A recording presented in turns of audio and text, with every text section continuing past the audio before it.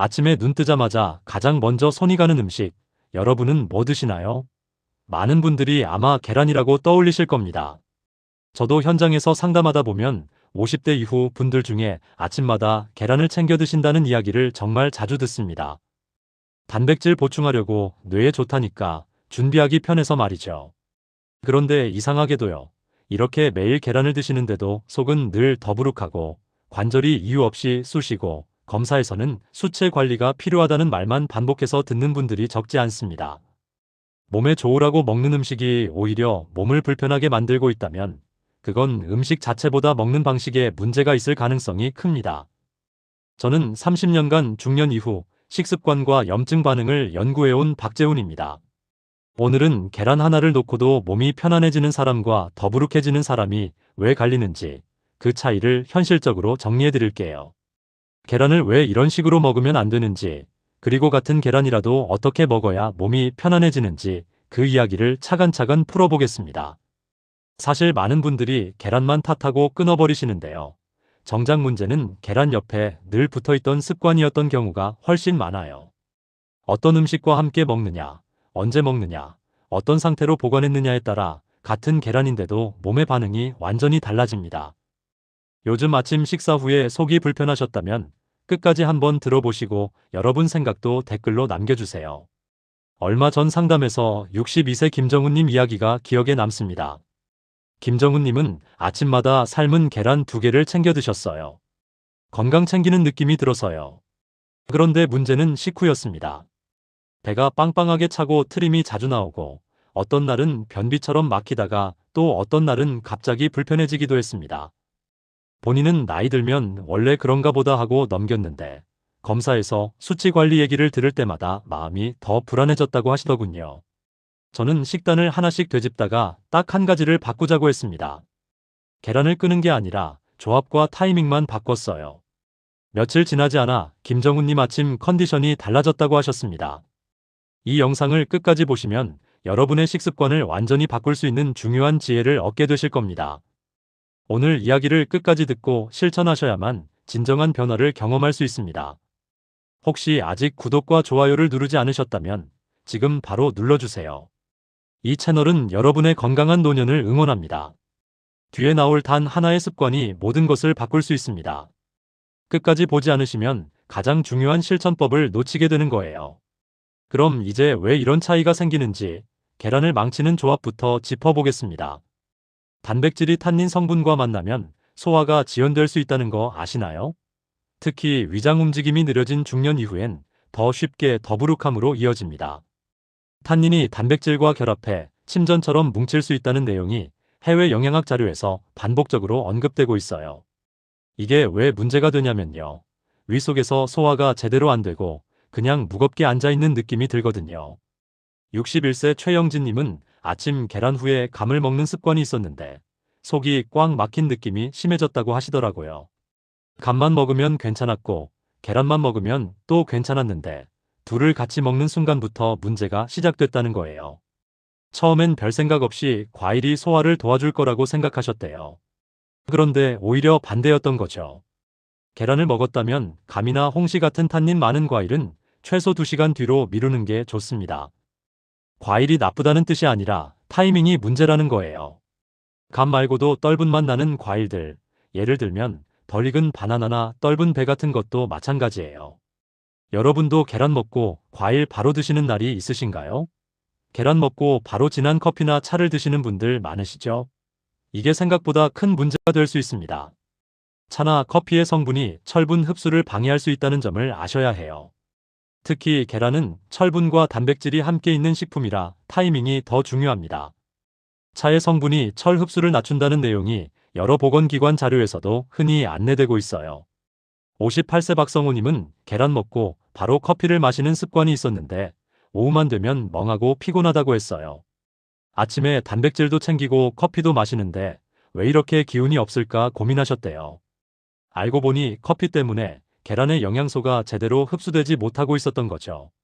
계란과 커피는 최소 1시간 간격을 두고 그 사이에는 물이나 미지근한 보리차 정도로 넘기시는 게 좋습니다.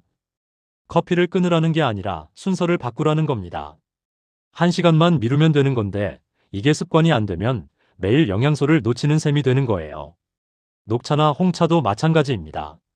차를 좋아하시는 분들도 계란 먹고 바로 마시지 마시고 시간을 두세요. 아침 커피를 꼭 드셔야 하는 분들, 계란과 몇 분 차이로 드시나요? 계란과 흰빵에 잼을 발라 드시는 분들도 계시죠. 이게 참 흔한 조합인데요. 사실 중년 이후엔 피하셔야 할 조합입니다. 단백질 자체는 괜찮아도 정제 탄수화물과 단맛이 함께 들어오면 혈당 변동이 커지고 몸이 더 무겁게 느껴질 수 있어요. 정제 탄수화물이 염증 반응과 대사 부담을 키울 수 있다는 경고가 여러 연구에서 꾸준히 나오고 있습니다. 흰빵 자체가 빠르게 소화되면서 혈당을 급격히 올리는데 거기에 잼까지 더해지면 단맛이 더해지면서 인슐린 부담이 커지거든요. 66세의 이정미님은 계란 하나는 건강식인데 같이 먹는 빵이 문제였다는 걸 뒤늦게 알았고 바꾸고 나서 오전 졸림이 줄었다고 하셨어요. 아침 먹고 1시간 지나면 꼭 졸음이 쏟아져서 커피를 한 잔 더 마셨대요. 그런데 빵을 찐 고구마로 바꾸고 나니까 그런 느낌이 확 줄었다는 거예요. 빵 대신 찐 감자나 고구마 혹은 채소를 곁들이는 게 훨씬 낫습니다. 아침에 단맛이 당길수록 더 천천히 바꿔야 한다는 점 기억하세요. 빵을 드시고 싶으면 통밀빵이나 호밀빵처럼 정제가 덜 된 걸 선택하시고 잼 대신 아보카도나 토마토를 올려 드시는 것도 방법입니다. 여러분 아침에 계란과 함께 어떤 탄수화물을 드시나요? 계란 자체보다 햄 소시지 같은 짠 가공육이 염분과 포화지방 부담을 올릴 수 있다는 거 아셔야 해요. 가공육 섭취가 건강 위험과 관련될 수 있다는 내용이 해외 보건기관에서 반복적으로 언급되고 있습니다. 특히 중년 이후엔 염분에 대한 반응이 더 민감해지거든요. 젊을 땐 짜게 먹어도 괜찮았는데 나이 들면서 몸이 붓고 혈압이 올라가는 분들이 많은 이유가 여기 있어요. 63세 김태수님은 계란 프라이에 소시지를 꼭 곁들였는데 몸이 붓는 느낌이 심했다고 합니다. 아침에 먹고 나면 손가락이 뻣뻣하고 얼굴이 부은 느낌이 들었대요. 처음엔 전날 물을 많이 마셔서 그런가 했는데 알고 보니 소시지의 염분 때문이었던 거죠. 계란을 먹을 땐 가공육 대신 두부, 채소, 김 같은 단순한 반찬으로 바꾸는 게 좋습니다. 가공육은 매일이 문제예요. 가끔은 괜찮지만 습관이 되면 달라집니다. 베이컨도 마찬가지고요. 햄도 마찬가지입니다. 짠 음식이 당기시면 김이나 된장국 같은 전통 발효식품으로 대체해보세요. 여러분도 계란 먹을 때 햄이나 소시지를 자주 곁들이시나요? 중년 이후엔 소화 효소가 줄어들어 단단한 노른자가 부담이 될 수 있다는 점도 알아두셔야 합니다. 조리 상태에 따라 소화 속도와 위 배출 시간이 달라질 수 있다는 내용이 식품과학 쪽에서 알려져 있어요. 완숙으로 딱딱하게 익힌 노른자는 소화하는데 시간이 더 오래 걸리고 위가 약해진 분들은 그게 부담이 되는 거죠. 59세 윤상철님은 완숙만 먹으면 속이 막힌 느낌이 있었는데 반숙으로 바꾸자 편해졌다고 했습니다. 처음엔 반숙이 익지 않은 것 같아서 꺼림칙했대요. 그런데 막상 먹어보니 오히려 속이 훨씬 편하고 소화도 잘 됐다는 거예요. 반숙이나 촉촉한 삶기로 바꿔보시는 걸 권해드립니다. 위가 약한 분일수록 천천히 시도하고 불편하면 익힘을 다시 조절해야 해요. 스크램블처럼 부드럽게 익힌 것도 좋은 선택입니다. 노른자가 흐르는 게 불안하시면 살짝만 더 익혀서 촉촉하게 만드는 정도면 충분해요. 여러분은 완숙이 편하신가요? 반숙이 편하신가요? 껍질에 금이 간 계란, 보관 상태가 애매한 계란도 조심하셔야 합니다. 껍질 균열이 있으면 세균이 들어갈 수 있거든요. 계란은 취급과 보관이 위생에서 매우 중요하다고 식품안전기관들이 안내하고 있습니다. 특히 여름철이나 실온에 오래 둔 계란은 더 위험해요. 60세 한경자님은 냉장고 문 쪽에 오래 둔 계란을 먹고 속이 뒤집힌 경험이 있었다고 하시더라고요. 냉장고 문은 자주 여닫으면서 온도 변화가 크거든요. 거기에 계란을 두면 신선도가 떨어지기 쉬워요. 금간 건 바로 버리고 냉장 보관하고 만진 손은 씻는 게 기본입니다. 특히 중년 이후엔 같은 노출에도 증상이 더 크게 올 수 있다는 점 꼭 기억하세요. 계란 사올 때도 껍질 상태를 꼭 확인하시고 집에 와서도 한 번 더 체크하는 습관을 들이세요. 여러분 냉장고에 계란을 어디에 보관하고 계신가요? 이제 여기까지가 피해야 할 핵심이었고요. 다음은 반대로 계란을 보약으로 만드는 최고의 궁합을 정리해 드릴게요. 김은 식이섬유와 미네랄이 있어 계란만 먹을 때 생길 수 있는 답답함을 줄이는데 도움이 됩니다. 김의 식이섬유가 장 움직임을 도와주고 미네랄은 계란의 영양소와 시너지를 내거든요. 그런데 김도 너무 짜게 먹으면 오히려 부담이 되니까 간은 약하게 해야 해요. 구운 김보다는 물김이나 간을 안 한 김이 더 좋습니다. 삶은 계란을 김에 싸서 한두 입씩 천천히 먹어보세요. 김 한 장에 계란 반 개 정도면 딱 좋아요. 씹으면 씹을수록 고소한 맛이 나면서 속도 편해집니다. 김을 밥 없이도 잘 드시는 편이신가요? 감자는 속을 편안하게 만들어 공복에 계란이 부담인 분들에게 완충 역할을 합니다. 감자의 전분이 위벽을 보호해주고 계란이 들어왔을 때 충격을 줄여주는 거예요. 튀김처럼 기름에 들어가면 장점이 줄어드니까 조심하셔야 해요. 감자를 찌거나 삶아서 계란과 같이 먹으면 정말 좋습니다. 특히 아침에 속이 쓰린 분들은 감자 몇 조각 먼저 먹고 계란을 드시면 훨씬 편해요.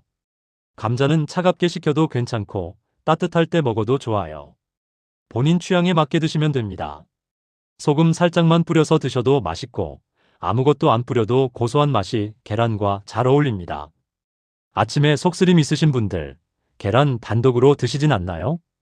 토마토의 성분은 익혔을 때 활용도가 올라가는 편이라 중년 이후엔 더 유리할 수 있어요. 토마토를 가열하면 리코펜 같은 성분의 흡수율이 올라간다고 알려져 있습니다. 다만 찬 토마토가 속을 차게 만드는 분들도 있으니 본인 반응을 보셔야 해요. 토마토를 살짝 익혀 계란 요리에 곁들이는 걸 추천드립니다. 스크램블에 토마토를 넣거나 토마토를 따뜻하게 데워서 곁들이면 좋아요.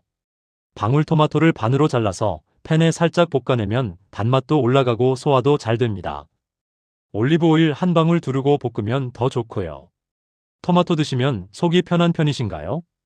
계란만 단독으로 들어가면 위가 예민한 분은 불편할 수 있거든요. 채소를 먼저 먹으면 위가 준비할 시간을 갖게 되고 식이섬유가 소화를 도와줍니다. 생채소가 차가운 분들은 데친 채소가 더 나아요. 특히 새벽이나 이른 아침에 일어나자마자 계란을 드시는 분들은 위가 아직 준비가 안 된 상태거든요. 계란을 먹기 전에 오이나 데친 브로콜리 같은 걸 몇 입 먼저 먹어보세요. 상추나 깻잎도 좋고 데친 시금치도 괜찮습니다. 채소 몇 입이 위를 깨워주고 소화 준비를 시켜주는 거예요. 아침에 채소 한두 입이라도 가능하신가요? 아침에 차가운 물을 벌컥 마시면 위가 놀라는 분들이 정말 많습니다. 위는 따뜻한 장기거든요.